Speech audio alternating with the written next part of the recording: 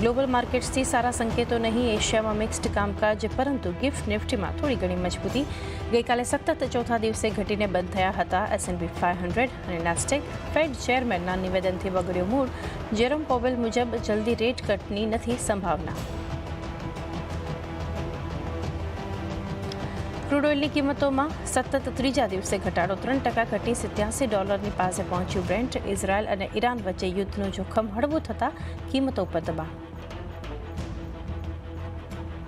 આજથી ખુલશે વોડાફોન આઈડિયાનો 18,000 કરોડ રૂપિયાનો FPO. 22 એપ્રિલે થશે બંધ. એન્કર રોકાણકારોમાં સહભાગી થયા GQG, ફિડેલિટી અને મોર્ગન સ્ટેનલી. CNBC બજારના સમાચાર પર લાગી મોહર.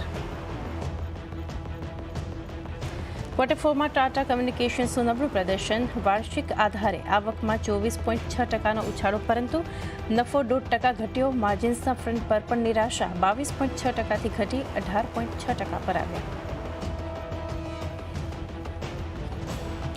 આજે આવશે નિફ્ટીની 3 કંપનીઓ, ઇન્ફોસિસ, બજાજ ઓટો અને HDFC લાઇફના પરિણામ. ઇન્ફોસિસની ડોલર આવકમાં 1.5%ના દબાણનું શક્યતા. ત્યાં જ આશરે 32% વધી શકે છે બજાજ ઓટોનો નફો. ભારતની ગ્રોથ સ્ટોરી પર IMFનો ભરોસો. FY25 માટે GDP અનુમાનને 30 બેસિસ પોઈન્ટ વધારી 6.8% કર્યું. ગ્લોબલ ગ્રોથ 3.2 પર યથાવત, પરંતુ મોંઘવારીને ગણાવી ચિંતા. યુરોપ અને ચીનની સુસ્ત માંગ આઉટલુકના આપ્યા સંકેત. આજે કેન્દ્રીય ગૃહમંત્રી અમિત શાહનો ભવ્ય રોડ શો. ગાંધીનગર લોકસભા બેઠકમાં આવતા વિવિધ વિસ્તાર, સાબરમતી, ઘાટલોડિયા, નારણપુરા, વેજલપુરમાં મેગા શો રોડ શોનું આયોજન.